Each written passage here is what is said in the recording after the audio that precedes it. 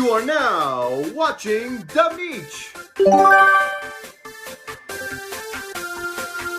I've been playing a lot of Donkey Kong recently, mainly the Arcade Archives re-release of the original Donkey Kong arcade game on the Nintendo Switch. I'm aiming to become the next King of Kong. The only difference is I don't cheat, and if Cartoon Network makes fun of me, I'm not gonna sue them, but that's beyond the point. If Nintendo has done anything right during the Switch era, it's finally making their arcade classics playable on a home console for the very first time, because until now, all we had were the NES versions, which are okay, but are definitely inferior to the arcade versions. Donkey Kong, for example, on the NES, is missing an entire stage being the Cement Factory, or more famously called, the Pie Factory. And not only that, the NES versions of their arcade games are much easier, giving it a sense of non-authenticity. Also stuff like the graphical inconsistencies, stuff like that.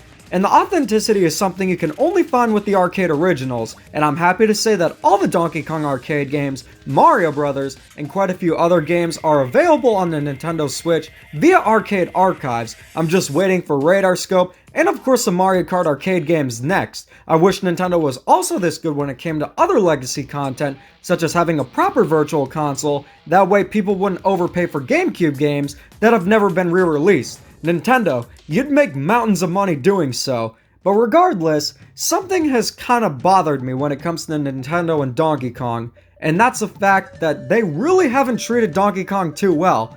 This hasn't been the biggest issue I've had with them currently, that would probably be the fix-it-later approach, but it hit me close to heart, and that's the fact that Nintendo refuses, ignores, and just doesn't acknowledge the 40th anniversary of Donkey Kong. Why is this such a big deal? Because without Donkey Kong, Nintendo would literally be nothing, at least in the West.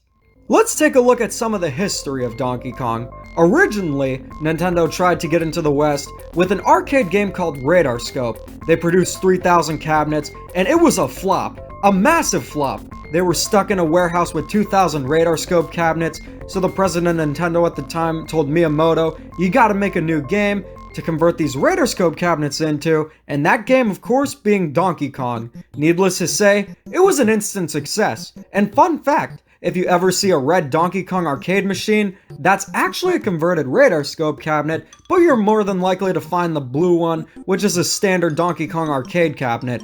So needless to say, it was a massive hit, and really got Nintendo started in the West.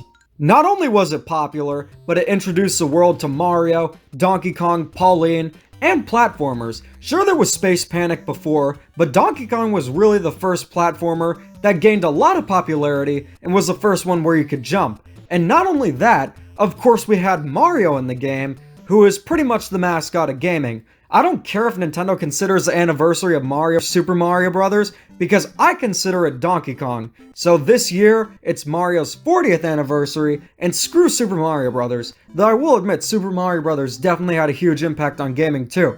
I'm just a little bit frustrated that Nintendo neglects Donkey Kong. Back when I was on the cesspool of crap known as Twitter, I remember the date July 9th, 2021 vividly. It marked the 40th anniversary of Donkey Kong.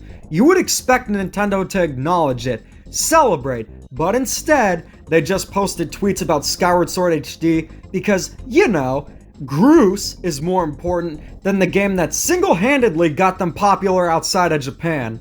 But that's not the only problem. Nintendo hasn't released a new Donkey Kong game in 7 years. That is ridiculous. Donkey Kong is one of the most iconic gaming characters out there. Everyone knows who Donkey Kong is, and the fact that he hasn't had a new game in 7 years is utterly bananas. No pun intended, of course. But really, this could all change. Nintendo could release a new Donkey Kong game, they could have a Donkey Kong anniversary party, maybe release an arcade 1-up Donkey Kong cabinet, but in the meantime, they have mistreated Donkey Kong poorly. This is utterly disgraceful, because without Donkey Kong, they'd pretty much be nothing. Maybe they'd find success in Japan with games like Radar Scope, but Mario would have never existed, they would have never gotten popular outside of Japan, and gaming would be very different without Donkey Kong. So what do you guys think? What should Nintendo do to celebrate Donkey Kong? But in the meantime, I'll be celebrating Donkey Kong on the channel as I dedicate this year the Year of Kong. Anyways, thanks for watching and keep calm and da-da on.